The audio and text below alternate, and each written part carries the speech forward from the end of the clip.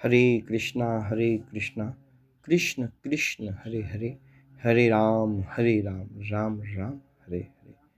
तो आइए पुनः एक बार हम सभी भक्तगण मिलके ग्रंथराज श्रीमद् भगवद गीता अथारूप अध्याय 2 श्लोक 34 में सुनेंगे और मेरे साथ साथ आप सभी भक्तगण श्लोक दोहराने का प्रयास करें। हरे कृष्णा। आकीर्तिं चापि भूतानि, आकीर्तिं चापि भूतानि कथयिष्यन्ति ते अव्ययम्, कथयिष्यन्ति ते अव्ययम्। सम्भावितस्य च कीर्तिः, सम्भावितस्य च कीर्तिः मरणादतिरिच्यते, मरणादतिरिच्यते। आकीर्तिं चापि भूतानि, आकीर्तिं चापि भूतानि कथयिष्यन्ति ते अव्ययम्, कथयिष्यन्ति ते अव्ययम्। सम्भावितस्य च कीर्तिः, सम्भावितस्य च कीर्तिः मरणादतिरिच्यते, मरणादतिरिच्यते।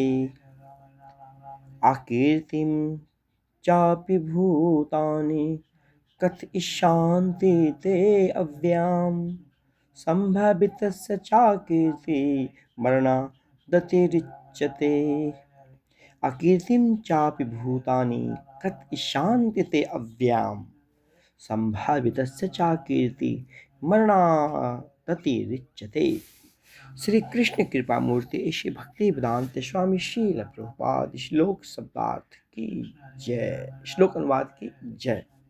क्षमा चाहते हैं क्योंकि ये छोटी पाठ्य पुस्तिका है तो इसमें श्लोक का शब्दार्थ नहीं है, सीधे अनुवाद है, तो हम क्षमा चाहते हैं। तो आइए हम पतित पावन श्रील प्रभुपाद महाराज के माध्यम से श्लोक का अनुवाद सुनते हैं। भगवान श्री कृष्ण कहते हैं, हे अर्जुन, जो लोग सदैव तुम्हारे अपयश का वर्णन करेंगे और सम्मानित व्यक्ति के लिए अपयश तो मृत्यु से भी बढ़कर है। हरे कृष्णा। अब बहुत ही आज के युग में हर एक जीवात्मा के लिए है। जैसे किसी व्यक्ति का आप अपने जीवन में बहुत अच्छे कर्म किए हैं, बहुत अच्छे कार्य किए हैं, आप सम्मानित हैं, परंतु कुछ ऐसे कार्य आप कर दो जिससे आपका मान सम्मान यश सब का पतन होने लगे, तो इससे बेहतर है कि आप मृत्यु को प्राप्त हो जाओ। तो भगवान श्री कृष्ण अर्जुन को यही कह रहे हैं कि तुम्हारे सदैव तुम्हारे अपयश का वर्णन करेंगे। कब? यदि आप युद्ध में विजय प्राप्त होंगे। और सम्मानित व्यक्ति के लिए अपयश तो मृत्यु से भी बढ़कर है ना। तो हम सभी को क्या करना है? देखिए, हम सभी भक्तगण जो भी यह कथा सुन रहे हैं, हम सभी भगवान के विषय में निरंतर कथा सुनते रहते हैं कि हम कैसे और किस माध्यम से अपने आत्म जीवन के आत्म साक्षात्कार कर पाएंगे, कैसे हम भगवान के धाम जा पाएंगे और किन कमियों को हमसे दूर रखना है, किस अच्छाइयों को अपने अंदर उतारना है, एवं हमें क्या करना चाहिए और क्या नहीं करना चाहिए। हम द्वितीय अध्याय में के इसके पूर्व श्लोक में सुने हैं।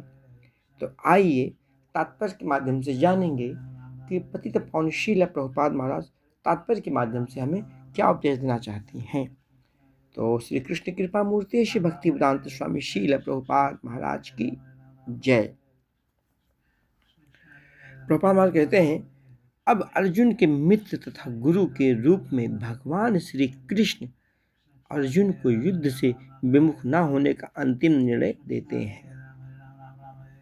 देखो, वास्तविक मित्र या वास्तविक आपका परिजन वही है जो आपका हित चाहे, आपका सम्मान करे अथवा आपका सम्मानोदय कार्य में आपको लगाए एवं आपका हमेशा विजय चाहे। वही आपका वास्तविक मित्र है, वही आपका वास्तविक परिजन है। ठीक है, परंतु आज के संसार में हम देखेंगे कि हमारे परिजन या हमारे मित्र हमें ऐसे कार्य में लगाते हैं जिससे हम सुखी तो होंगे, परंतु भौतिक कार्य में, आध्यात्मिक कार्य में सुखी नहीं होंगे, क्योंकि आध्यात्मिक कार्य में बहुत कम लोग रुचि रखते हैं और आध्यात्मिक कार्य में बहुत कम लोग सफल हैं।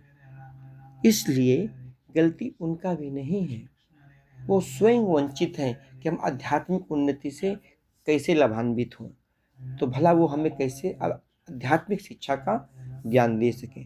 परंतु हम सभी भक्तगण पूर्ण रूप से भगवान का असीम अनुकंपा प्राप्त किए हैं, जिसके माध्यम से हम वैष्णव के द्वारा भगवत वाणी सुन रहे हैं अथवा ग्रंथराज श्रीमद् भगवद गीता का श्लोक सुन पा रहे हैं। तो हम लोगों को अपने आप में विशेष मानना चाहिए, क्योंकि देखो, भारत में जन्म मिले यह बहुत उत्तम बात है, और भारत में जन्म मिलने के साथ साथ में यदि आपको मनुष्य रूपी शरीर मिले वह और भी विशेष है।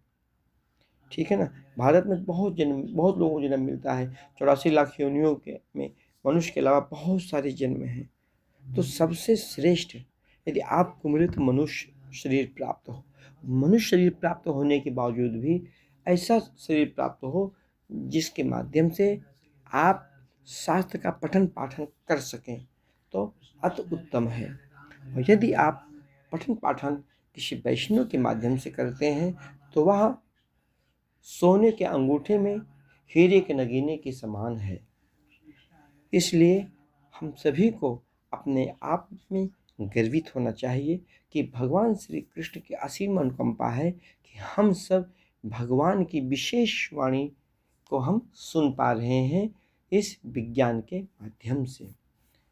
तो सुनने का अर्थ होता है कि हमें उसी प्रकार अपने जीवन में आचरण धारण करना है, जिसके माध्यम से हम भगवत धाम जा सके या अपने माता पिता, अपने पुत्र पुत्री अथवा अपने सगे संबंधियों को भगवत प्रेमी बना सकें। यदि हम ऐसा करते हैं तो हम अपने उत्तरदायित्व को पूर्ण करते हैं। कहते हैं कुछ लोग देखते संसार में कुत्ते बिल्ली पालते हैं, परंतु वह यदि स्वयं का उद्धार नहीं करते हैं तो उस कुत्ते बिल्ली का उद्धार कहाँ कर पाएंगे। इसलिए कहते हैं, चैतन्य महाप्रभु कहे हैं कि कभी भी कोई ऐसी जीव को ना पालो जिसे आप भक्त ना बना पाओ। तात्पर्य ये होता है, यदि आप पुत्र पुत्री को जन्म देते हो तो आपको तो दायित्व बनता है उसे भक्त बनाओ। यदि आप भक्त नहीं बना सकते हो तो उसे आपको जन्म देने का कोई अधिकार नहीं है।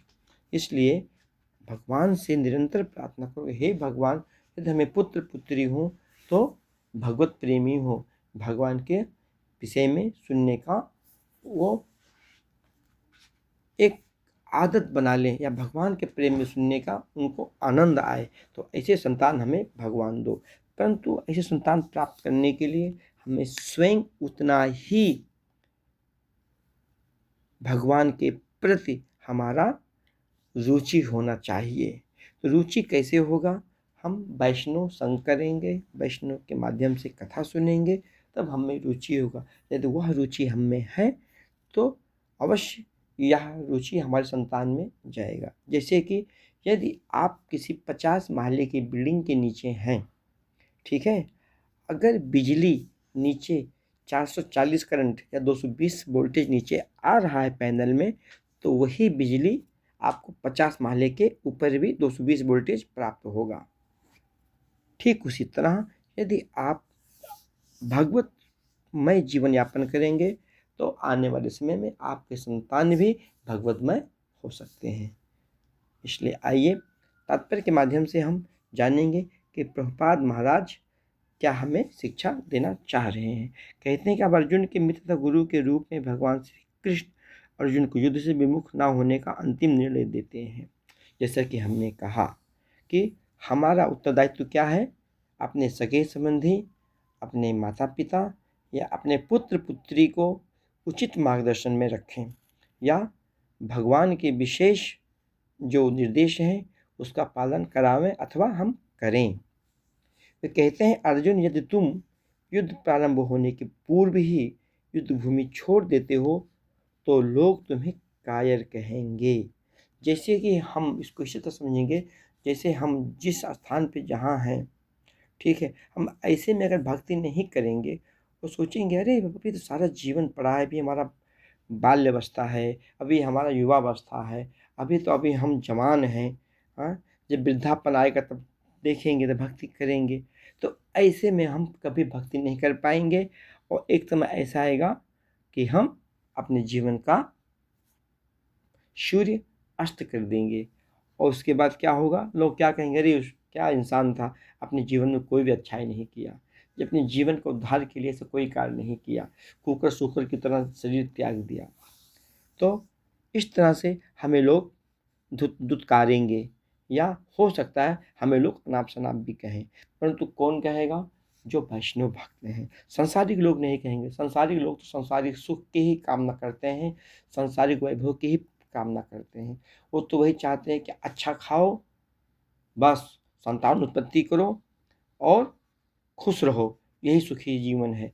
परंतु वास्तव में यह जीवन तो जानवर भी कर लेते हैं, वह भी भोजन करते हैं, संतान उत्पत्ति करते हैं और फिर शरीर त्याग देते हैं। तो भला उनमें हम में क्या अंतर रह गया, कोई अंतर नहीं रह गया। परंतु हम विशेष रूप से भगवान ने हमें जो शरीर दिया है, मनुष्य रूपी शरीर दिया है, इसलिए दिया है कि हम इस मनुष्य रूपी शरीर के माध्यम से अपने इस जीवन का आत्म साक्षात्कार कर सकें। क्योंकि यह शरीर, मानव रूपी शरीर पाने के लिए देवता भी ललायित रहते हैं, क्योंकि हर किसी शरीर में, हर किसी योनि में आप यह कार्य नहीं कर सकते हो जो आप मानव रूपी शरीर में यह कार्य कर सकते हो। क्योंकि हर एक शरीर में आप खाली देख सकते हो, ठीक है, सुन सकते हो, परंतु व्यक्त नहीं कर पाओगे जो मानव रूपी से आप व्यक्त कर सकते। ऐसे तो कहने का माध्यम यह है कि आप घोड़ा, बैल, गधा, कुत्ता, बिल्ली, जो भी जीवधारी हैं, सभी को महसूस होता है अच्छा बुरा। परंतु जो मनुष्य रूपी शरीर है उसमें भगवान ने विशेष गुण प्रदान किए हैं। विशेष गुण क्या है? जिज्ञासा, कुछ जानने की, कुछ सीखने की कला। तो यह कला खाली हम मनुष्यों में है, परंतु मनुष्यों में से, कई हजार मनुष्यों में से कुछ ही मनुष्य ऐसे हैं जो अपने जीवन का आत्म साक्षात्कार कर पाते हैं, अपने जीवन का उद्धार कर पाते हैं। और आगे हम सुनेंगे कि क्या हमें करना चाहिए, क्या नहीं करना चाहिए। युद्ध प्रारंभ होने के पूर्व ही युद्ध भूमि छोड़ देते हैं तो लोग तुम्हें कायर कहेंगे। यदि हम मानव रूपी शरीर प्राप्त करके भगवान के विषय में जानने की इच्छा नहीं रखेंगे या भगवान के विषय में हम कुछ समझने की जिज्ञासा नहीं करेंगे कि हम कौन हैं, कहाँ से आए हैं, कहाँ हम जाएंगे, क्या हमारा उत्तरदायित्व है, जब तक इस प्रश्न को हम नहीं करेंगे तब तक हमारा जीवन कुकर सूकर की तरह ही समाप्त हो जाएगा। या हो सकता है कि लोग तुम्हें गाली भी दें तुम्हारे जानने के बाद कि कैसा इंसान था, उसने अपने आत्म साक्षात्कार के लिए कुछ भी नहीं किया, अपने संतान का उद्धार कैसे करता हो जो स्वयं को उद्धार नहीं कर पाया। किंतु तुम युद्ध भूमि से भागकर अपनी जान बचा लोगे तो मेरी सलाह है कि तुम्हें युद्ध में मर जाना ही श्रेष्ठकर होगा। यह अर्जुन को भगवान कहते हैं। ठीक उसी तरह यह रूल हम पे भी लागू होता, यही नियम हम पे भी लागू होता। यदि हम स्वयं का उद्धार, स्वयं का आत्म साक्षात्कार नहीं कर सकते तो भला हम अपने संतान का आत्म साक्षात्कार कैसे कर पाएंगे। तो ऐसे में हमें मरा जानना चाहिए कि हम मरे हुए हैं, जीवित नहीं हैं, क्योंकि हम अपना उद्धार नहीं कर पा रहे हैं। ठीक है, तो हमें चाहिए क्या कि पहले हम स्वयं अपना उद्धार करने का शिक्षा ज्ञान प्राप्त करें और उसी ज्ञान से अपने परिवार का भी हम ज्ञान अर्जन करें। हम ज्ञान अर्जन करें और स्वयं भी इस चीज़ को जानें कि कैसे हम भगवान के प्रति अपनी रुचि को बढ़ाएं, कैसे हम भगवान की सेवा में रत हों, कैसे हम मानव रूपी शरीर का कल्याण करें। जब यह सब जिज्ञासा हमारे अंदर रहेगी तो हम आगे चल के हम अपने संतान को भी यह ज्ञान दे पाएंगे, अन्यथा संभव नहीं है। आगे कहते हैं प्रभुपाद महाराज, तुम जैसे सम्माननीय व्यक्ति के लिए अपकीर्ति मृत्यु से भी बुरी है, अतः तुम्हें प्राण भय से भागना नहीं चाहिए। युद्ध में मर जाना ही श्रेष्ठकर होगा। इससे तुम मेरी मित्रता का दुरुपयोग करने तथा समाज में अपनी प्रतिष्ठा खोने की अपयश से बच जाओगे। अतः अर्जुन के लिए भगवान का अंतिम निर्णय था कि वह संग्राम से पलायन न करे, अपितु युद्ध में मरे। इस तात्पर्य से यही प्रयोजन होता है कि हमें हर हाल में अपने इस मनुष्य रूपी शरीर का उद्धार करने के लिए निरंतर भगवान से प्रार्थना करना है। और हम जो इस भौतिक संसार में जो गलतियां करते हैं या जो भौतिक सुख का हमारे अंदर लालच है, भौतिक सुख भोगने का जो हमारे अंदर इच्छाएं हैं, उसे हमें त्यागना है। क्योंकि जब तक हम भौतिक इच्छाओं के प्रति हम अपने मन बुद्धि विचारों को नहीं मोड़ेंगे, तब तक हम आप साक्षात्कार की ओर नहीं बढ़ पाएंगे। क्योंकि हमें उसी तरह भौतिक बंधन भौतिक साधनों को लेना है जैसे दाल में नमक के बराबर, उससे अधिक नहीं। और हमें जहाँ तक हो सके यह तात्पर्य के माध्यम से हमें, यदि हम अपने जीवन को आत्म साक्षात्कार नहीं कर पाते हैं तो ये समझो कि हमारा शरीर हम यूं ही नश्वर की तरह बिता दिए हैं। इसलिए भगवान से प्रार्थना करो कि हम कैसे भगवान की सेवा में पूर्ण रूप से रत होंगे। तो पूर्ण रूप से रत होने के लिए आपको क्या करना है? वैष्णव संग प्राप्त करना है, मंदिर भगवान के मंदिर में जाना है और भगवत गीता सुनना है, श्रीमद् भगवत महापुराण की कथा सुनना है, भगवान को बारंबार प्रणाम करना है, भगवान से बार बार प्रार्थना करना है और भगवान का महाप्रसाद खाना है और वैष्णव का दर्शन करना है। यदि आप वैष्णव दर्शन करते हो, महाप्रसाद खाते हो, भगवान को प्रणाम करते हो और शास्त्रों का पठन पाठन करते हो, तो वह दिन दूर नहीं कि आप एक अच्छे उच्च अधिकारी बनो, भगवान के अच्छे शुद्ध भक्त बनो। इसलिए आप निरंतर वही करो जो शास्त्र हमें निर्देश देते हैं। शास्त्रों के निर्देश के अलावा हमें और ऐसे कोई कार्य नहीं करना चाहिए जिसके लिए शास्त्र हमें जिस चीज़ का निषेध बताते हैं। तो इसी वाणी के साथ अपनी वाणी को विराम देते हैं और यदि किसी भक्त को कोई प्रश्न होगा प्रश्नावली कर सकते हैं। हरे कृष्णा कृष्ण कृष्ण हरे हरे, हरे राम राम राम हरे हरे। पतित पावन शील प्रभुपाद की जय, गुरु महाराज की जय, अनंत कोटि वैष्णववृंद की जय। वाञ्छाकल्पतरुभ्यो च कृपा सिन्धुभ्यो च पतितनाम पावनेभ्यो वैष्णवभ्यो नमो नमः। हम तात्पर्य में अधिकतर यही कहेंगे कि कैसे आपका जीवन का उद्धार हो, परंतु यह कथाएं युद्ध में है, परंतु वास्तविक युद्ध तो हमें अपने आप से लड़ना है। संसार में तो युद्ध चल ही रहा है, परंतु वास्तविक युद्ध हमें अपने आप से लड़ना। जब तक हम अपने आप में विजयी नहीं होंगे, अपने आप में विजय प्राप्त नहीं करेंगे, तब तक हम संसार से जीत के भी हम हारे हुए हैं। हरे कृष्णा। श्रील प्रभुपाद महाराज की जय।